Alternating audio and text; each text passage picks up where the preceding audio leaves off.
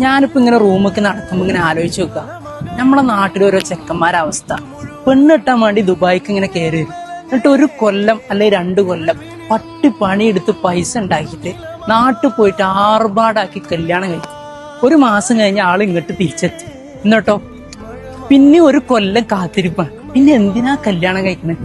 ഓളവിടെ നമ്മളിവിടെ അവസ്ഥ തന്നെ. എന്നാ പ്രിയപ്പെട്ട ചെങ്ങായിമാരെ, നിങ്ങൾക്ക് ഞാൻ നല്ലൊരു കാര്യം പറഞ്ഞേ. നിങ്ങളിത്തിരി 600 ദിറംസ് എടുക്കാണ്ടോ? 600 ദിറംസ് എടുക്കാണ്ടെങ്കിൽ നിങ്ങളെ ഫാമിലിനെ ഫസ്റ്റ് ഇവിടെ കൊണ്ടുവരും.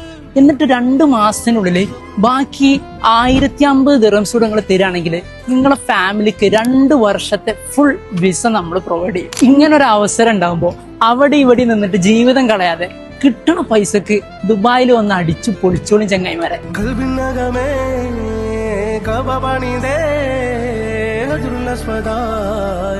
നീയും പതിഞ്ഞ